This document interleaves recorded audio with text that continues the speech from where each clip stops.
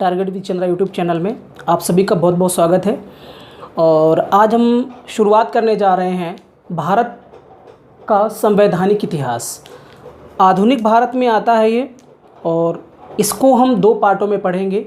आज का जो हमारा टॉपिक है वो मुख्यतः भारत के संवैधानिक इतिहास की जो पृष्ठभूमि है उसके बारे में हम लोग चर्चा करेंगे, जानेंगे किस तरीके से भारत में अंग्रेज़ों के द्वारा कोई कानून लागू किया जाता है, अर्थात हमारे देश के संविधान बनने की प्रक्रिया या देश में भारत में एक तरीके का कोई कानून जिसके दायरे में भारतीय आए, ऐसा इस तरीके का कानून जो है उसकी शुरुआत कब से होती है, ये सारी की सारी जानकारी हम लोग यहाँ पर देखेंगे।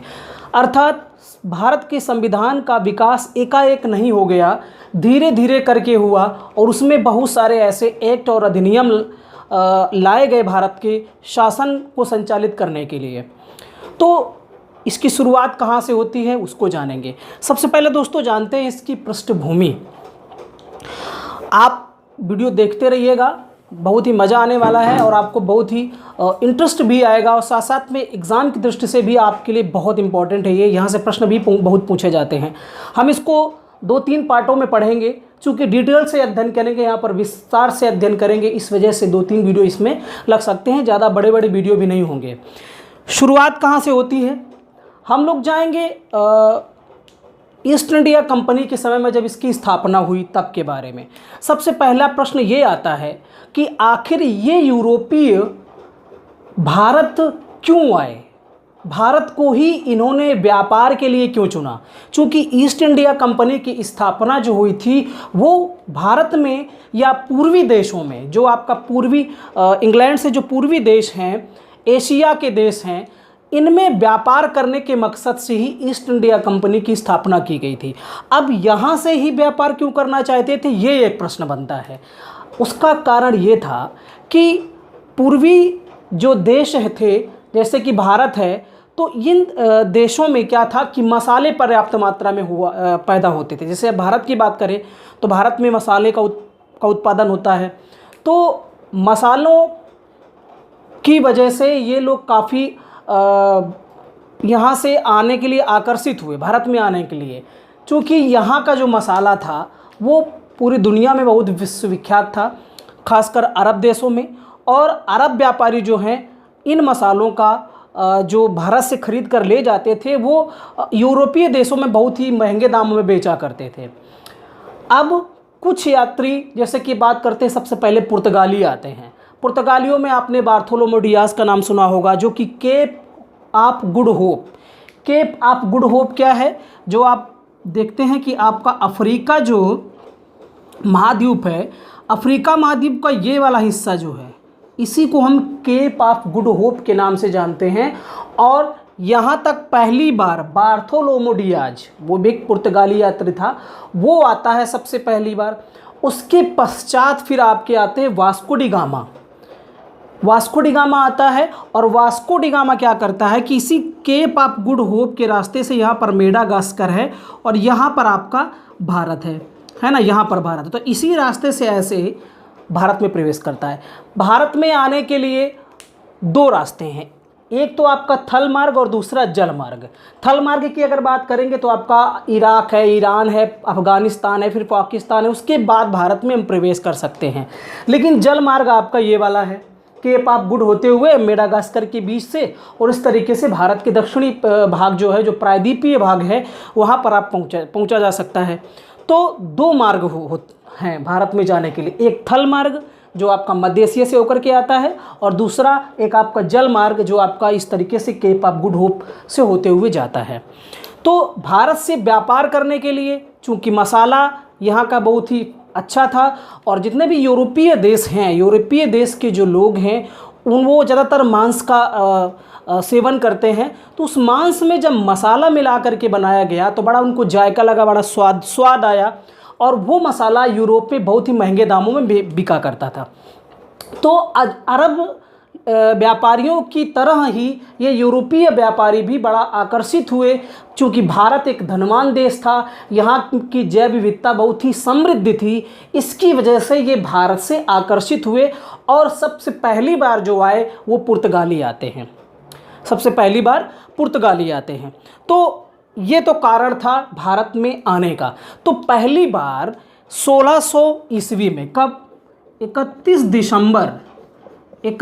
दिसंबर 1600 ईस्वी में ईस्ट इंडिया कंपनी की स्थापना होती है। और किसके द्वारा की जाती है? तो वहाँ की महारानी थी इंग्लैंड की, एलिजाबेथ प्रथम।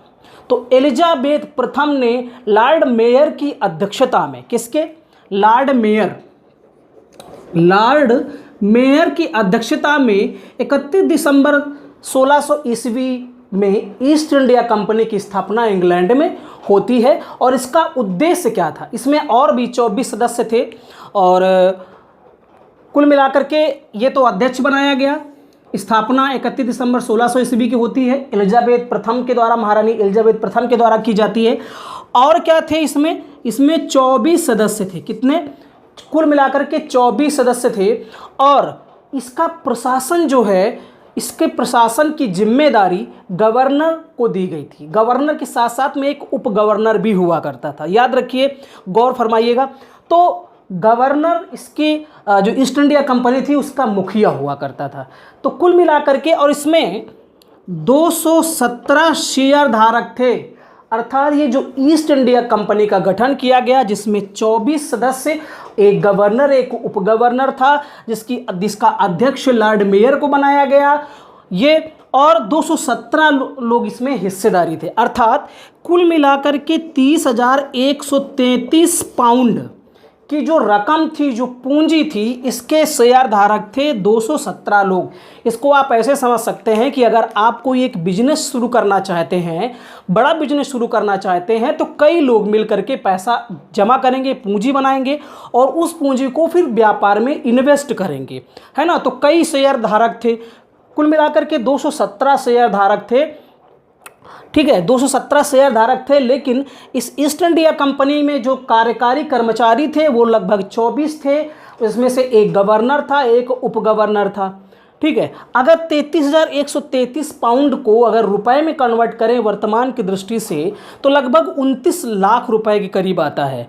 वर्तमान में देखेंगे तो 1 पाउंड बराबर कितने रुपए के लगभग है? 1 पाउंड बराबर 92.85 रुपये, अर्थात 1 पाउंड बराबर 92.85 रुपया। तो लगभग 93 रुपए के बराबर 1 पाउंड होता है। लेकिन डॉलर की बात करेंगे तो 1 डॉलर बराबर 75 रुपये करीब है, 75 रुपये करीब है।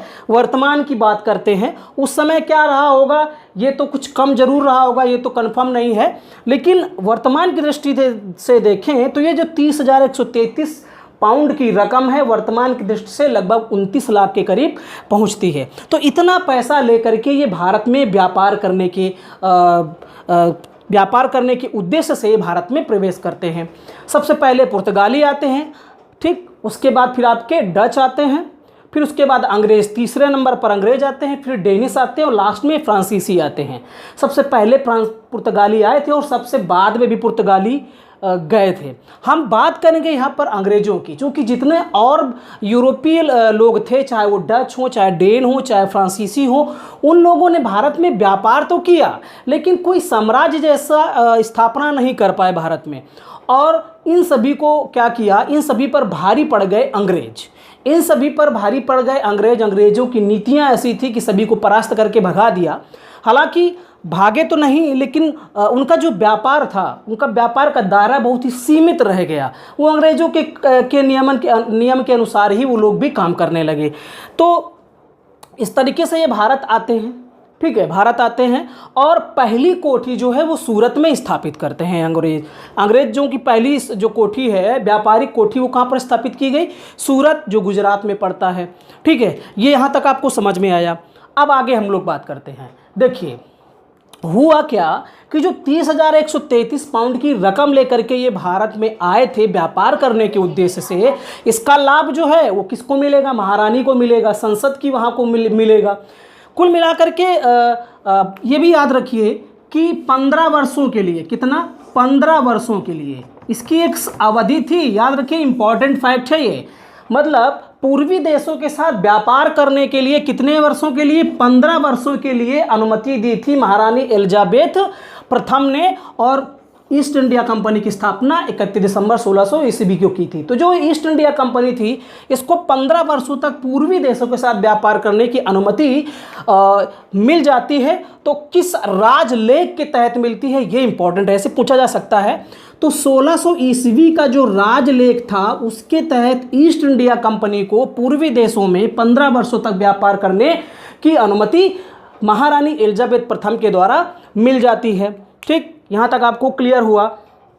अब होता क्या है कि ये जो और उसके बाद की कहानी को अगर आप संक्षेप में बात करें तो आप देखते हैं कि किस तरीके से इन्होंने अपना व्यापार किया। व्यापार करते करते क्या किया कि फूट डालो राज करो वाली कूटनीति लगाई। और आपने पढ़ा होगा उसको, लॉर्ड वेलेस्ली को उसने क्या किया, सहायक संधि का इस्तेमाल किया। आपने पढ़ा होगा डलहौजी को, उसने क्या किया, हड़प नीति लागू की। इस तरीके से धीरे धीरे ये बाद में कब्जा करने लगते हैं भारतीय प्रदेशों पर। लेकिन शुरुआत कहाँ से होती है, 1757 ईस्वी, 23 जून 1757 ईस्वी का जो प्लासी का युद्ध हुआ था, किसके बीच में हुआ था, आपका शुजाउद्दौला और आपका जो वो था अंग्रेज, उनके मध्य में। तो 23 जून 1757 ईस्वी को जो सिराजुद्दौला और अंग्रेज़ों के मध्य में जो प्लासी का युद्ध होता है, प्लासी ये पड़ता है आपका बंगाल के नदिया ज़िले में।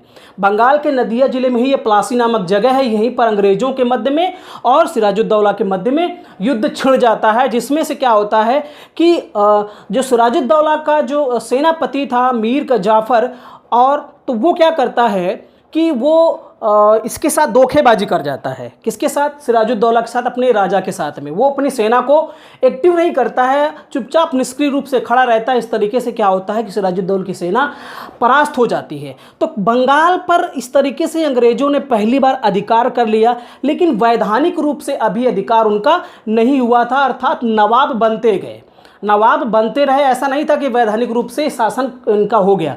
लेकिन जब बक्सर का युद्ध होता है, आपका बक्सर का युद्ध होता है 22 अक्टूबर 1764 में। तो 1764 में बक्सर जो है वो बिहार का एक ज़िला पड़ता है। यहाँ पर युद्ध होता है, किसके मध्य में होता है, अब यहाँ पर आपका मीर कासिम और शाह आलम द्वितीय और इसके साथ साथ में शुजाउद्दौला। तो ये तीन, और एक तरफ हेक्टर मुनरो जो कि अंग्रेज सेनापति था।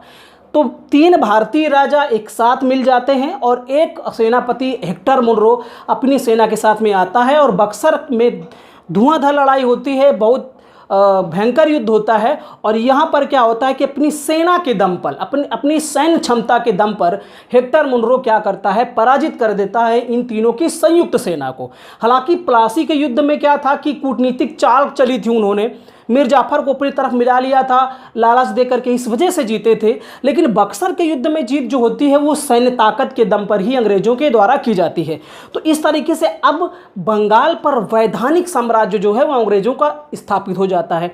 अर्थात पूरी तरीके से अब बंगाल पर जो है अंग्रेज अपना शासन, अपने नियम कानून बना सकते थे। उसी के बाद में 1765 ईस्वी में इलाहाबाद की संधि होती है, जिसमें क्या होता है कि बंगाल, बिहार और उड़ीसा, इन तीनों की दीवानी जो है वो प्राप्त कर लेते हैं अंग्रेज। अर्थात अब वो अपने हिसाब से टैक्स लगा सकते थे, अपने हिसाब से टैक्स को कर जो है वो घटा बढ़ा सकते थे, पूरा अधिकार उनको मिल गया था। तो यहाँ से वैधानिक शासन जो है वो स्थापित हो जाता है। ये यहाँ तक कहानी हुई। लेकिन होता क्या है कि लॉर्ड क्लाइव सरीखे जो बंगाल के गवर्नर जनरल था, वो क्या था कि इस तरीके के बहुत सारे जो गवर्नर थे और लोग थे, कर्मचारी थे, अफसर थे इंग्लैंड के, वो तो लूट करके भारत के धन को खूब अमीर होते गए, नवाब बन गए। जब यहाँ से पैसा कमा करके जाते थे इंग्लैंड, तो बड़ा धनी हो के जाते थे एकदम। जैसे आज के युग में भी आजकल देखते हैं कि लोग जाते हैं कमा करके बाहर से आते हैं तो एकदम बढ़िया से वेल अपडेट रहते हैं अच्छे से, और कुछ दिन तो बड़ा खूब पैसा दिखाते हैं। तो इसी तरीके से ये इंग्लैंड जाते थे, खूब धनी हो गए थे। लेकिन ये तो धनी हो गए व्यक्तिगत रूप से, लेकिन ईस्ट इंडिया कंपनी ऋण में चली गई, अर्थात वो कर्ज में डूब गई। तो ईस्ट इंडिया कंपनी के पास जब पैसा नहीं बचा, व्यक्तिगत रूप से सारे अफसर कर्मचारी तो धनी होते गए भारत को लूट करके, लेकिन ईस्ट इंडिया कंपनी के पास पैसा नहीं रह गया। अब क्या हुआ कि ये लोग दोबारा जाते हैं ब्रिटिश संसद के पास में, महारानी के पास में, और कहते हैं कि हमें धन और दिया जाए। और धन दे दिया जाए ताकि हम व्यापार अच्छे से कर पाए, हमारे पास पूंजी कम पड़ गई है।